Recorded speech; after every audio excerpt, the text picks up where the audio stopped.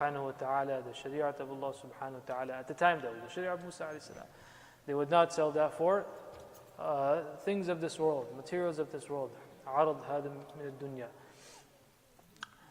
So, in the previous ayah, Allah subhanahu wa ta'ala spoke about the situation of those that did fall into this trap of shaitan and their own nafs, and they did not uphold the ahkam, the commands of the Torah and the Shari'at of Musa alayhi salatu salam.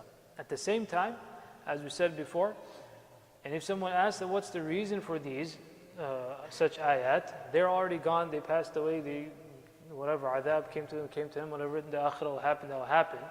Shawliullah Muhaddith Dihlawi and others as well, as they say that the reason why these ayat are revealed in our Quran for our Sharia is that there is a comparison, or there's a kind of reminder that the ulama of this ummah, they should not fall into the same trap as the others did. They don't sell the deen of Allah subhanahu wa ta'ala for things of this world. What is haqq, what is right should be said. Sometimes, not sometimes, many a times, Luqman Hakim in Surah Luqman, when he advises his son, the first, لا تشرك بالله إن الشرك لظلم عظيم, etc.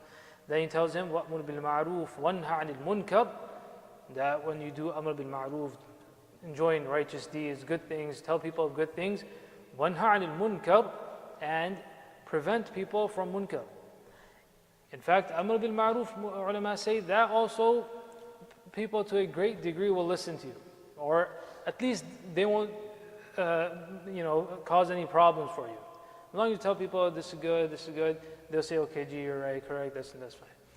Nahi anil munkar is very difficult for people to digest. That when it's told to them, they're told that this is wrong. You're engaged in this is wrong. This is bad for you. This is not correct. This is against the Sharia. That people are often not ready to listen to. Wanha anil munkar. So after wanha anil munkar, what does he say? وَاصْبِرْ عَلَى مَا أَصَابَكَ. Immediately he says, have sabr and patience upon what will afflict you. In general as well, anything which comes upon a person, you should take the path of sabr and patience for that. But specifically to when a person does nahi an munkar, then the difficulty which comes on a person, a natural, someone will dox you, someone will cancel you, someone will say something about you, etc., these things. There's nothing new. For some reason, Muslims in America especially think that their situation are very unique in this world, never happened before. We're in this plight, no one has ever been. There's no such thing. In fact, Anbiya alayhim salatu salam, the difficulties they went through, you and I can't even think about it. As the hadith of Rasulullah sallallahu alayhi wa sallam is that أَشَدُّ النَّاسِ بَلَاءً الْأَنْبِيَاء, the people who were most tested, most tried, were the Anbiya alayhim salatu salam. Then, ثُمَّ الْأَمْثَلْ فَالْأَمْثَلْ. The closer you come to the path of the Anbiya, the closer someone's life is that of the Anbiya. What's the life of the Anbiya? Amr bil ma'roof, nahi anil munkar. The more a person is engaged in that, the more that person will also be tried and tested. The more people will say, the more people will cancel that person. So there's nothing new. There's nothing new that that someone. In fact, to a great degree, the test and tribulation that people, that you and I, Muslims in this country, are going through, is really very. Someone will stop following you on Twitter. Really, that's the end of your life. Facebook, someone says something to you, and you say, this is weakness. We've become so weak now that any small thing that happens to a person, he feels like the whole world has come crushing down on him. This is not the time to be like snowflakes. This is not a sifa of a believer. That Rasulullah himself has said, Al-mu'minu al-qawi khayru min al-da'if. That a strong believer is better than a weak believer. Strong in the heart, courageous, determination, being able to, physically as well. That's not something that should just be thrown to the side. Physically as well, mentally as well.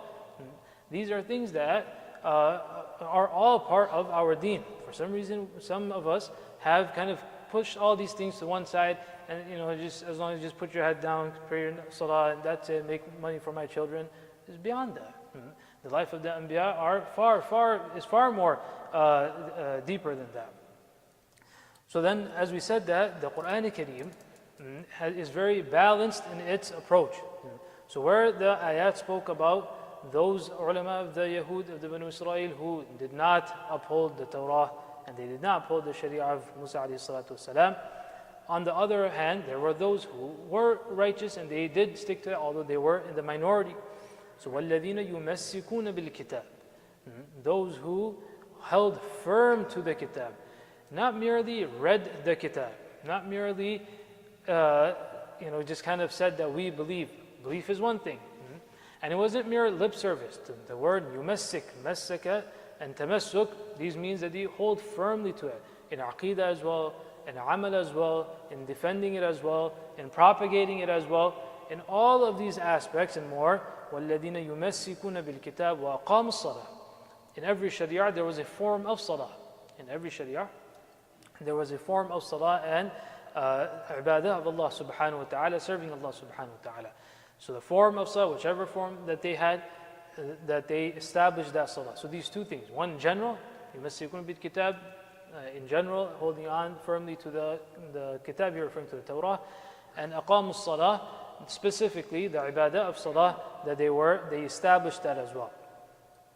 As it comes in the hadith of our shariat as well, Rasul sallallahu alaihi wasallam said that the pillar of deen is salah. So this pillar, salah being the pillar, was in every deen. In every deen, the salah was a pillar. In every deen, the differentiating factor between the believer and the non-believer was salah. Because it's something which we grow up doing, doesn't make it any less important. This is very important, that we should understand that something which is the foundation of your deen doesn't become less important. In fact, that shows how much more important it is, right? We drink water every day. Does that make the value of water any lesser? That, we've been drinking this for 40 years now, we should maybe move on to some other liquid. We've been breathing oxygen for so many years, we should maybe try something. Because something is normal doesn't mean it's not important. Because it doesn't mean that we start,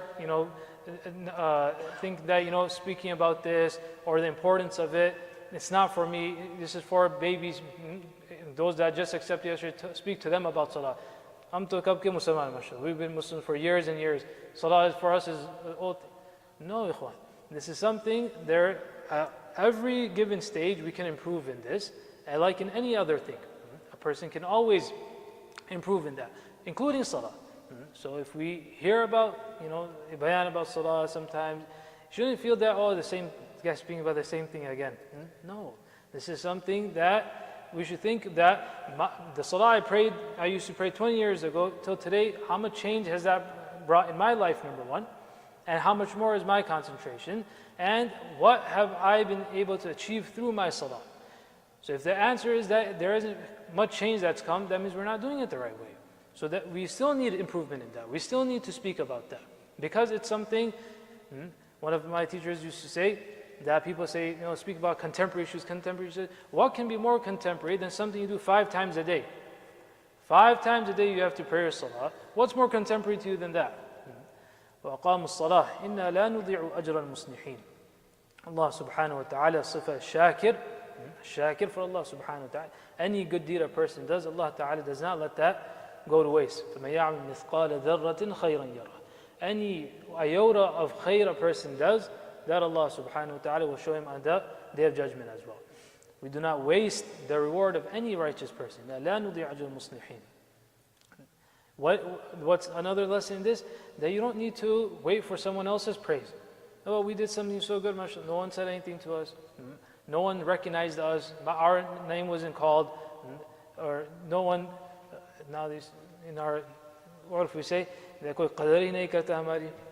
one of our teachers used to say as a joke, one old man came to him and he was complaining to him that my house people, in Urdu, those that don't understand Urdu, qadr means no one kind of cares for. So he said, कोई हमारी कदर नहीं करता घर में. तो ये तो अरे भाई कोई शबे कदर की कदर आज करने का आपकी क्या कदर करेगी? Tell him that no one cares. The word is the same, qadr, laylatul qadr, and the word qadr. إنا لا نضيع أجر المصلحين. وإذ نتقنا الجبل فوقهم كأنه ظلة. Then another incident of the Banu Israel, that once Musa alayhi salatu wasalam, he brought the Torah upon the request of the Banu Israel.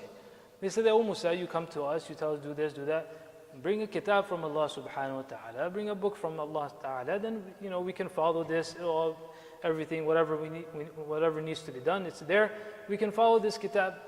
Musa, as we've done the tafsir, the 40 days, the i'tikaf, and then, that he went to the Tur, and he took people with him, etc. And he brings the Torah back.